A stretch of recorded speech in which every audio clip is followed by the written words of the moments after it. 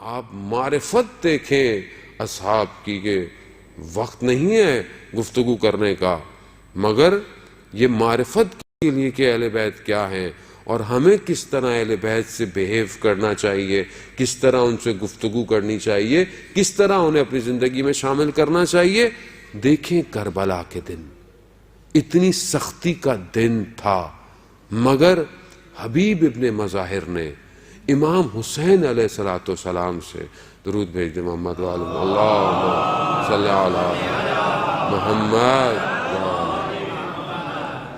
وہ وقت تھا کہ جہاں پر موت ہے سامنے، پتہ ہے کہ کیا ہونے والا ہے، وہاں پر کیا پوچھا؟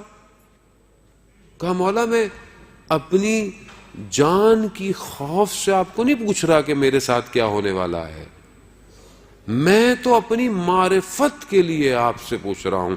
اللہ اکبر، یعنی یہاں پہ آ چکی ہے زندگی، پھر بھی آخری وقت میں ان کی معرفت مانگ رہا ہے۔ تبھی تو حبیب کو سلام و عزیزان محترم، جو لوگ کربلا میں جب حبیب ابن مظاہر سے توسل کرتے ہیں تو ان کو ایک عطا الگ ہوتی ہے۔ بڑے بڑے علماء نے حبیب ابن مظاہر کی ان ذریعے سے توسل کر کر حوض علمیہ کم کی بنیادیں رکھی ہیں۔ حبیب نے کیا پوچھا؟ کہا مولا میں آپ سے اپنی معرفت کے لیے پوچھنا چاہتا ہوں کہ آپ جب اس دنیا میں نہیں آئے تھے تو کیا تھے؟ تو میرے مولا نے کہا، دعائے زیارت جامع کبیرہ کے جملے بھی وہی ہیں کہ ہم جب اس دنیا میں نہیں آئے تھے تو ہم نور تھے، جعل اللہ نورا، خدا نے ہمیں نور قرار دیا اور عرش پہ عرضہ کیا، نور ہے۔ عزیزان یہ نور میری زندگی میں کہاں ہے؟ میں تو خوف میں ہوں، خوف، زندگی کا خوف، کام کے چھن جانے کا خوف، نوکری ختم ہو جانے کا خوف، میں تو اسی میں زندگی گزار رہا ہوں۔ عزیزان تو ماہ رجب ہے، رجب وہ مہینہ ہے کہ جسے پروردگار نے اپنے آپ سے منسوب کیا ہے۔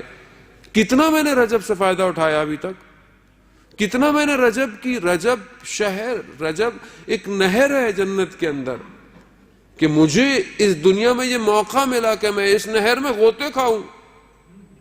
خدا نے اپنے آپ سے کہا یہ میرا مہینہ ہے۔ اب اس مہینے کے اندر میں نے کتنا اللہ سے اپنے رابطہ جوڑا۔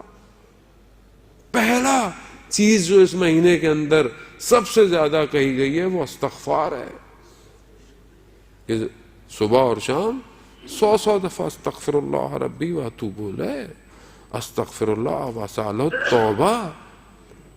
کتنی میری زبان ہلی ہے استغفار کے لیے۔ عزیزان محترم یہ اللہ نے ہمیں اپورچونٹیز دی ہوئی تھی کہ یہ کرو۔ ایک شخص آیا آیت اللہ عظمہ بہجت رضوان اللہ تعالیٰ علیہ، درود بھیج دے محمد والے اللہم صلی اللہ علیہ۔ آقا بہجت کی خدمت میں آیا کہ مجھے کچھ ذکر دیں، مجھے کوئی وظیفہ دیں۔ وہ آج کل لوگ ہمارے پاس بھی آتے ہیں، مولانا صاحب کو وظیفہ دے دیں، کچھ شارٹ کٹ دے دیں، وہ کام ہو جائے۔ وہ ہر آدمی کا ہے آج کل، شارٹ کٹ کے چکر میں دین میں بھی شارٹ کٹ چاہ رہا ہوتا ہے کہ کچھ شارٹ کٹ دے دیں، یہ 2-4 نمازیں پڑھ لیں تو سب طے ہو جائیں۔ عزیزان محترم شارٹ کٹ اگر ہوتا تو میرے نبی رسول خدا اتنی زحمت کرتے اسلام کے لیے۔ اللہم صلی علی محمد۔ ہاں شارٹ کٹ نہیں ہے، کچھ عمل ایسے ہیں جو آپ کو تیزی سے آگے لے کے جا سکتے ہیں۔ ان عملوں کو ڈھونڈیں کہ اہل بیت نے ان عملوں کے بارے میں کیا کہا ہے۔ خوب آئے ان کی خدمت میں، کہا کہ مجھے کوئی وظیفہ دیں، کچھ ذکر دیں، کہا استغفار کرو۔ یہ آدمی سوچتا ہے کہ یہ کوئی بات ہے، اتنی سی بات کہہ دیا استغفار۔ خیر کہتے ہیں ہم، وہ عالم کہتا ہے، شخص کہتا ہے کہ میں نے سستی کی عمل کے اندر اور عمل انجام نہیں دیا۔ کہتے ہیں میں سو رہا تھا، میں نے خواب میں دیکھا کہ مجھے ایک بہت چونٹی سے پہاڑ کی نیچے پھینکا جا رہا ہے، تو اچانک سے مجھے یاد آیا کہ استغفار کروں۔ کہہ رہے میں نے استغفار کرنا شروع کر دی تو مجھے اچانک سے زمین پہ آرام سے بٹھا دیا گیا۔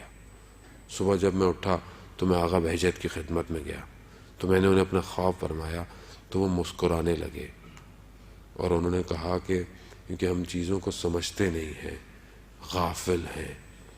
عمل چھوٹا ہو مگر خدا کے نزدیک بہت بڑا ہوتا ہے. عزیزان محترم، استغفار، آیت اللہ تحریری حفظ اللہ فرماتے ہیں استغفار تاریکی کو دور کرتا ہے. کون سی تاریکی؟ بولیں گے یہاں تو روشنیاں ہیں، روشنیوں کا شہر ہے. نہیں عزیزان محترم، میرے نفس کے اوپر جو غفلت طاری ہو چکی ہے اس نے مجھے اندر سے اتنا تاریک کر دیا ہے کہ مجھے استغفار کر کے اس کی تاریکی کو دور کرنا ہے. سب سے بہتر عمل استغفار ہے. ابھی چند دن باقی ہیں، ہم اس کو انجام دیں. دوسری چیز اس مہینے کے اندر کہ میرے رسول خدا حضرت محمد مصطفیٰ صلی اللہ علیہ وسلم،